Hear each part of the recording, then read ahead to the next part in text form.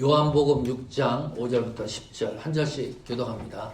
예수께서 눈을 들어 큰 무리가 자기에게로 오는 것을 보시고 빌립에게 이르시되 우리가 어디서 떡을 사서 이 사람들로 먹게 하겠느냐 하시니 이렇게 말씀하시면 친히 어떻게 하실 줄 아시고 우리를 시험하고자 하시니라.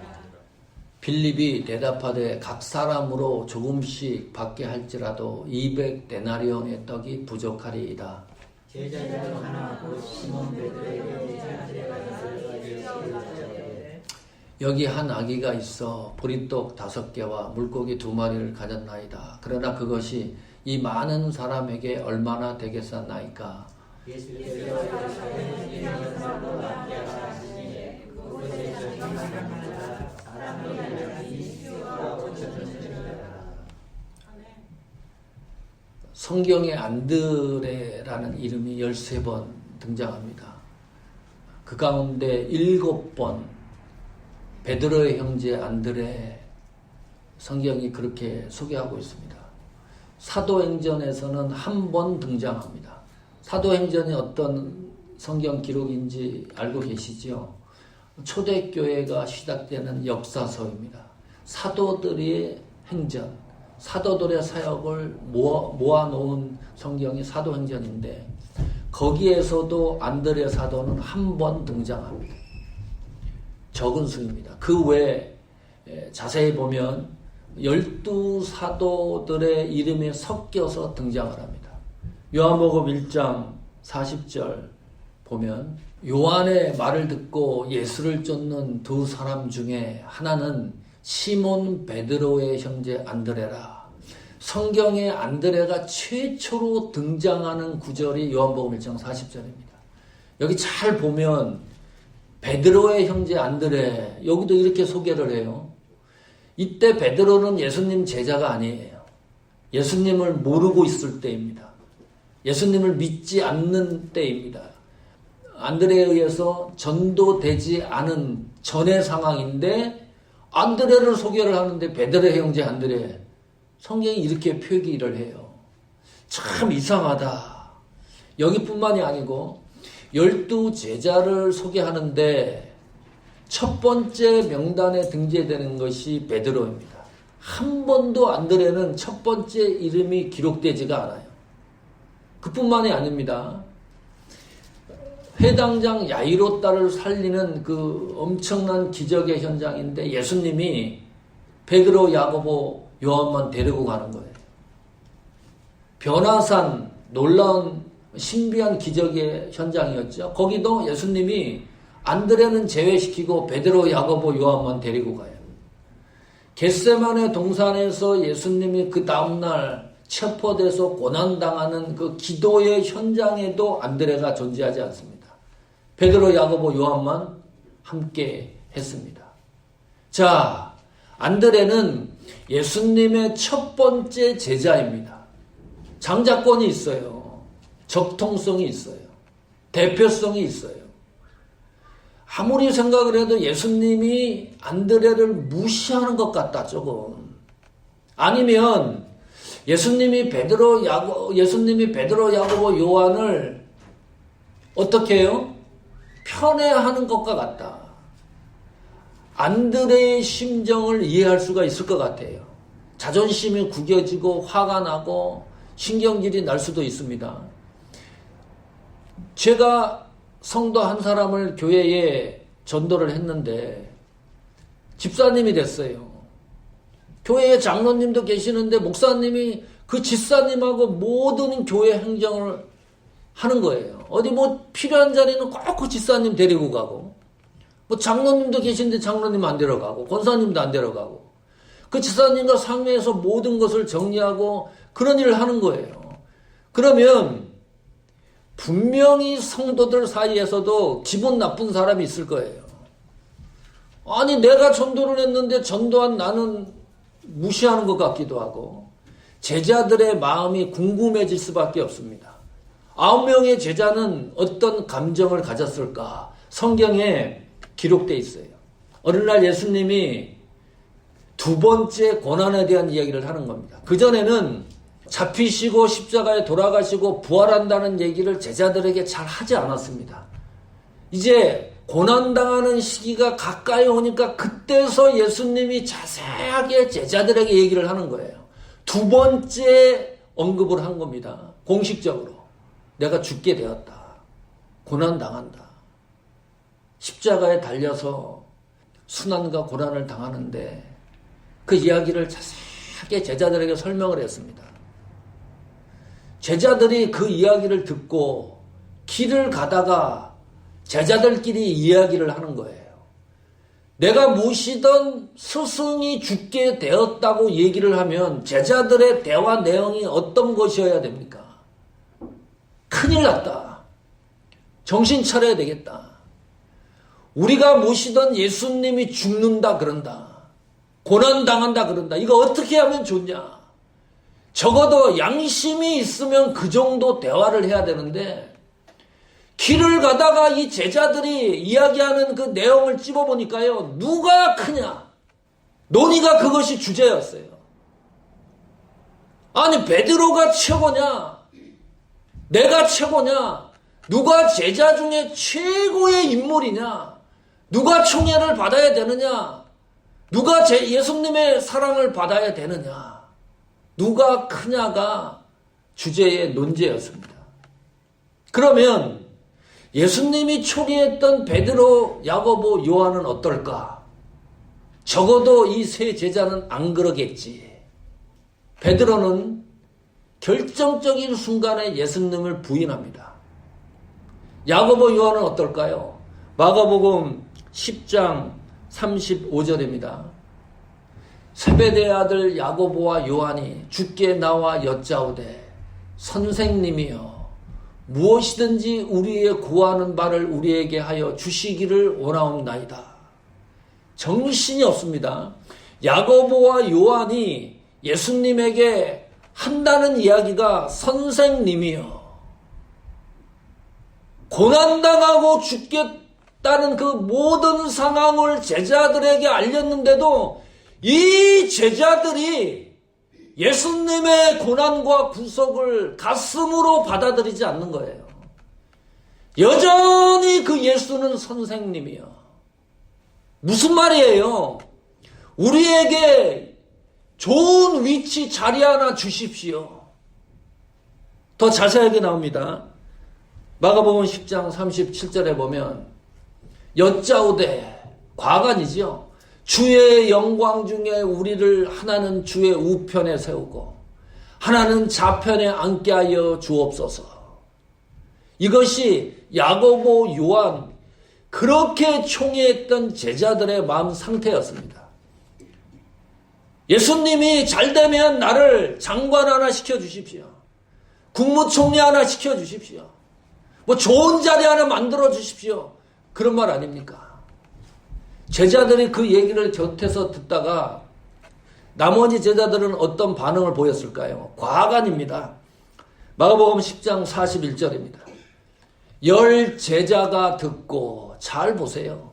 야고보와 요한에 대하여 분이 여기거늘. 이거는요 그냥 성냈다는 것이 아니라 제자들의 12명의 제자 모든 제자 마음이 동일했다.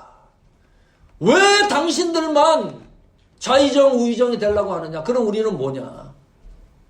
성도 여러분, 베드로, 야고보, 요한 최고의 수제자처럼 보입니다.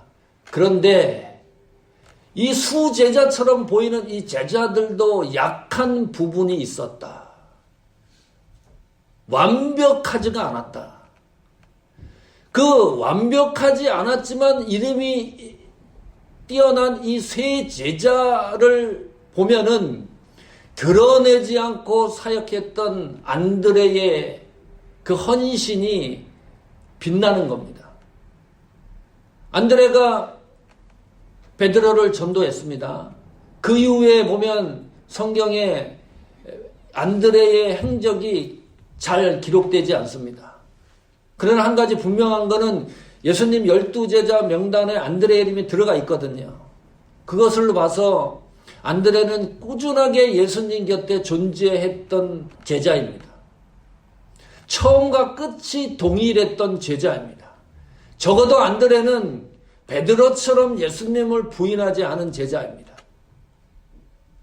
이 안드레는 적어도 나에게 어떤 자리 하나 주십시오, 예수님에게 요청하지 않은 제자입니다. 내가 제자 중에 최고로 첫 번째로 예수님에게 부름받은 첫 번째 제자이기 때문에 내 권위를 인정해 주십시오. 그렇게 예수님에게 권위 인정해 달라고 요청한 제자도 아닙니다. 묵묵히 이름도 빛도 없이 드러나지 않고 섬겼던 제자입니다.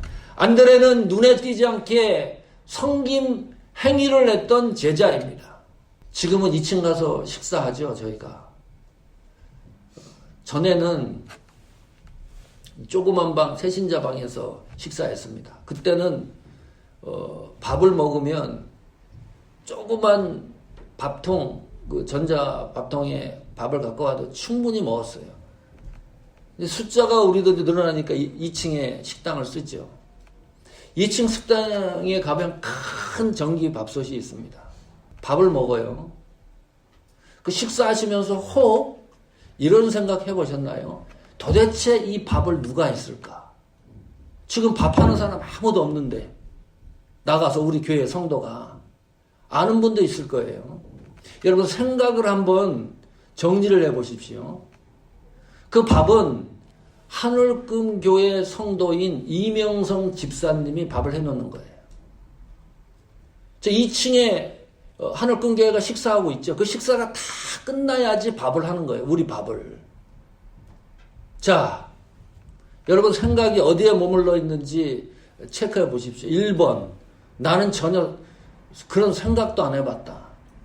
그냥 밥이 있어서 그냥 먹었지 이거 누가 했는지를 한 번도 생각해 본 일이 없다. 근데 오늘 목사님이 얘기하니까 이명선 집사님이라는 분이 밥을 했네. 정보를 얻었다. 2번, 아이고 우리 교인도 아닌데 감사하네. 3번, 우리가 해야 되겠다. 4번, 내가 해야 되겠다. 자존심이 상해가지고요. 우리 교회 성도가 만약에 밥한다 그러면 아니 사모하는 교회는 밥할 사람이 그렇게 없냐? 잠깐 올라와서 안드레의 섬김을 보면서 체크를 하는 거예요. 우리가 교회를 섬기고 하나님을 섬긴다는 것이 생각부터 변화가 일어나야 된다. 그 체크하는 거예요. 목요일 날 강의가 있었습니다. 6시부터 9시까지 해요. 멕시코 신학교. 그 강의가 끝나고 박영신 목사님하고 통화를 했어요. 한 2시간 정도 통화한 것 같아요.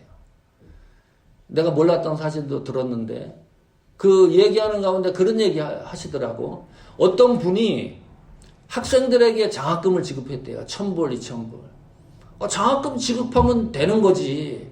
굳이 한국말로 배너를 만들어 와서 뒤에 붙이는 거예요.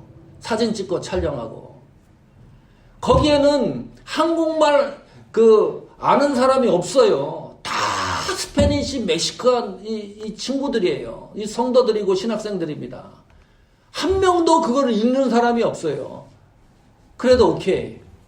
나중에 알고 보니까 그 사진을 찍고 나서 신문에 나고 기사에 나는 거예요.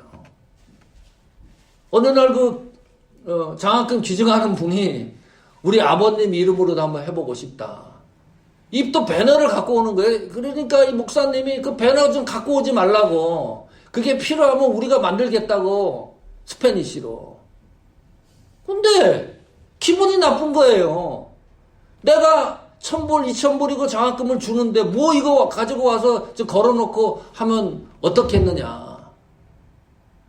선교사님이 단호히 노했어요. 10불, 20불, 100불도 필요해요. 선교 지역에서. 왜 노했겠어요? 그냥 받으면 되는데. 그게 뭐 대수라고. 모아서 배너를 걸던 몰던 돈만 받으면 되잖아요. 나쁜 영향력 때문입니다. 그 보는 거예요. 신학생들, 성도들이 그 광경을 보고 있는 겁니다. 어떤 사람은 섬김을 통해서 유명해지려고 합니다. 예수님을 통해서 한자리 하려고 합니다. 제자들이 그랬어요. 여러분의 행위가 오직 하나님의 영광을 위해서 할 수 있도록 애쓰십시오. 하나님의 영광을 위해서 애쓰고 수고하는 그 마음의 자세가 내 속에 없으면 반드시 사고가 일어납니다. 기분이 나빠요. 적어도 안드레 제자는 말없이 하나님 앞에 헌신하는 제자였습니다. 안드레라고 마음에 기분이 안 나쁜 게 있겠어요? 감정이 있는데 내가 최초의 제자고 일본 제자인데 예수님이 이렇게 대접을 하니 얼마나 답답했겠어요. 그래도 이름 없이 빛 없이 드러나지 않고 애쓰고 수고했습니다. 건강한 교회의 특징이 뭔지 압니까? 안드레와 같은 성김이 있는 그런 성도들이 많은 교회가 건강한 교회입니다. 자, 안드레는 드러나지는 않았지만 또 하나 특징이 있어요. 예수님 마음을 정확하게 읽었던 제자입니다. 빈들이었습니다. 날이 저물어 가요. 예수님이 물고기 2마리 5개 보리떡으로 어떻게 5,000명을 먹입니까? 이게 우연히 일어날 수 있는 일입니까? 병자를 치유하고 귀신을 치료했을 때 우연히 일어난다고 주장을 하면 그럴 수도 있겠다 싶은데 이거는요 전혀 우연히 발생할 확률이 제로예요. 탑 1, 2에 들어가는 예수님 기적 중에 기적입니다. 이거를 공관복음이 다 기록을 해놨어요. 마태, 마가, 누가, 요한복음 다 기록해놨어요. 그런데 요한복음 오늘 읽은 본문에 보면 여기서만 그 기적을 일으켰던 동기를 제공한 제자 이름이 기록되어 있습니다. 요한복음에서만. 자, 요한복음 6장 5절 보십시오. 예수께서 눈을 들어 큰 무리가 자기에게로 오는 것을 보시고 빌립에게 이르시되 우리가 어디서 떡을 사서 이 사람들로 먹게 하겠느냐 하시니 그랬지요. 어디서 떡을 사서 이 사람들로 먹게 하느냐. 다른 성경은 너희가 먹을 것을 주어라. 그렇게 기록을 해놨어요. 이 말은 뭐냐 하면 예수님이 거기에 있던 모든 사람들에게 식사를 대접하고 싶다는 것을 이야기한 겁니다. 그거에 대한 증거가 6장 6절입니다. 요한복음 이렇게 말씀하시면 친히 어떻게 하실 것을 아시고 빌립을 시험코자 하심이라 그랬습니다. 이 제자들이 어떻게 나오는가를 체크하겠다는 거죠. 다른 공관복음에는 복수 제자들이 이 문제를 가지고 논의를 했어요. 회의를 했습니다. 자, 이거 어떻게 하느냐. 아니 예수님이 느닷없이 여기에 모인 사람들에게 먹을 것을 주라 그랬으니 보통 문제가 아니지 않습니까? 제자들이 깜짝 놀랄 일이지요. 이거 어떻게 대처를 해야 되느냐. 제자들이 회의를 했어요. 그 회의 결과를 1, 2, 3, 4로 적어가지고 마지막 최종 결론을 예수님에게 보고서를 제출했습니다. 그 첫 번째가 뭔지 압니까? 여기가 빈들이다. 환경이 좋지 않기 때문에 불가능하다.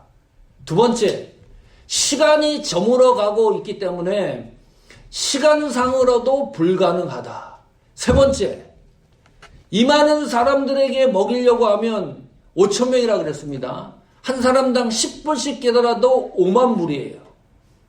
제자들 12명이 모여가지고 베드로, 자네 주머니에 돈 얼마 있나? 한 200불 있네. 야고보, 자네는 얼마 있나? 100불. 돈을 전부 제자들 돈을 모아도 이 턱없이 부족하니까 돈 때문에 안 된다. 불가능하다. 이 숫자가 또 너무 많다. 100명, 200명도 아니고 5,000명 이상이니까 남자만 5,000명이에요. 여성과 아이들까지 하면 수천 명이 더 불어납니다. 도저히 이것은 불가능하다. 이것이 결론이었습니다. 너무나 이성적인 거죠. 합리적인 거죠. 정확한 거죠. 안 된다는 것이 딱 맞아떨어진 거예요. 불가능한 것이 딱 맞아떨어진 거예요. 그래서 예수님 이 일은 절대 일어날 수도 없고 예수님이 대접할 수도 없습니다. 결론을 냈습니다. 그때 요한복음 6장 8절 9절 보십시오. 그런 결론에 8절에 보면 제자 중 하나 시몬 베드로의 형제 안드레가 예수께 여짜오되 9절 보면 여기 한 아이가 있어 보리떡 5개와 물고기 2마리를 가졌나이다. 그러나 그것이 이 많은 사람들에게 얼마나 되겠었나이까. 나는 도저히 이것은 불가능하다고 생각이 드는데, 안 된다고 생각이 드는데, 예수님이 나에게 명령을 했기 때문에, 말씀을 했기 때문에 찾아봐서 여기에 가져왔습니다. 그 말이에요. 이것이 적지만은 예수님은 시간을 초월해서 능력이 있는 분이라는 것을 나는 믿습니다. 예수님은 환경을 초월해서 능력이 있는 분인 것을 나는 알고 있습니다. 물질과 환경과 시간과 숫자를 초월해서 하나님은 능력을 행하는 분인 것을 나는 믿습니다. 그 말이 들어가 있는 거예요. 안 되는 것으로 결정하지 마십시오. 판단하지 마십시오. 왜요? 안 되는 것을 안 되는 것으로 결정해 버리면 그건 하나님 앞에 죄가 되기 때문입니다. 왜요? 예수님은 오병이어로 5,000명 이상을 먹였어요. 제자들이 안 된다 그랬는데 예수님은 그렇게 하셨어요. 이게 신앙 아닙니까? 이게 믿음 아닙니까? 성경에 나오는 기적은 되는 것으로 기적이 일어나지 않습니다. 안 되고 우리가 이거는 분명히 불확실하다, 불가능하다 하는 것으로 기적을 일으키는 분이 예수 그리스도입니다. 그 놀라운 역사에 동참한 제자가 안드레예요. 얼마나 멋있습니까? 기적을 일으키는 제자였습니다. 기적을 만들어가는 제자였습니다. 우리 사모하는 교회가 우리 교회 온 식구들이 안드레와 같은 기적을 창조하는 하나님 앞에 신실한 성도가 되기를 축원합니다. 마지막으로 그뿐만이 아니고 이 안드레는 제자들의 신앙의 중심을 잡아주었던 특별한 제자입니다. 요한복음 12장 20절 보시면 명절에 예배에 올라온 사람 중에 헬라인이 몇이 있었는데, 여기 명절은 유월절을 말합니다. 유월절은 뭐죠? 뛰어넘다, 넘어가다 그런 뜻입니다. 출애굽한 것을 기념하는 절기입니다. 전 세계에 흩어져 있던 사람들이 예루살렘을 다 모이는 거예요. 그 가운데 헬라인이 있었어요. 몇이 있었습니다. 이 헬라인이 21절에 보니까 저희가 갈릴리 벳사다 사람 빌립에게 가서 청하여 가로되 선생이여 우리가 예수를 배웠고자 하나이다 하니, 이 헬라인이 예수님에게 면담을 신청을 한 겁니다. 빌립에게. 고민이 생겼어요. 왜 빨리 연결을 시켜주지 않느냐. 그 당시 유대인들은 헬라인들을 이방이라 생각했습니다. 상종을 안 했습니다. 사람 취급을 안 했어요. 만약에 예수님이 성전에서 헬라인을 만나면 유대인들이 그것을 목격하잖아요. 그러면 나쁜 영향력이 미치기 때문에 이 빌립이 고민스러운 거예요. 이걸 어떻게 해야 되느냐. 그 문제를 가지고 안드레를 찾아갑니다. 요한복음 12장 22절입니다. 빌립이 안드레에게 가서 말하고 안드레와 빌립이 예수께 가서 여짜온대. 이 빌립이 베드로를 찾아간 것도 아니고 야고보 찾아간 것도 아니고 요한을 찾아간 것도 아닙니다. 안드레를 찾아갔습니다. 이 문제를 해결하려고. 다시 말하면 안드레는 제자들에게 상담자 역할을 하고 있었습니다. 믿음의 중심을 잡아주는 안드레였습니다. 신앙의 중심을 잡아주는 안드레였습니다. 무슨 문제를 하나님 앞에 제대로 결론을 내려주는 신실한 제자였습니다. 성도 여러분, 한 사람 한 사람이 우리 사모하는 교회의 중심을 잡아주는 신실한 제자가 되기를 축원합니다. 기도는 어떻게 해야 되는지, 섬기는 것은 어떻게 섬겨야 되는지, 봉사는 어떻게 하는 것인지, 사람을 대하는 것은 어떻게 하는 것인지, 말하는 것은 어떻게 해야 되는 것인지, 물질은 어떻게 써야 되는 것인지, 신앙에 관계된 모든 것들을 중심을 잡아주는 성도 제자가 되는 것. 그것이 신앙의 성공입니다. 신앙의 믿음의 확증입니다. 멋있는 삶을 살아가고 있는 겁니다. 안드레는 드러나지 않는 하나님 앞에 신실한 성도 종이었습니다. 지금 러시아에 최초로 복음을 전도했던 선교했던 선교사이기도 합니다. AD 70년경에 그리스에서 체포돼서 X자양으로 순교한 분이 안드레입니다. 안드레는 드러나지는 않지만 예수님의 마음을 정확하게 읽었던 제자입니다. 예수님의 마음을 정확하게 읽으니까 오병이어의 기적이 나타나는 겁니다. 안드레는 적어도 신앙의 중심을 잡아주는 제자였습니다. 우리 모두가 안드레의 신앙과 믿음과 섬김처럼 우리의 삶이 복되기를 축원합니다.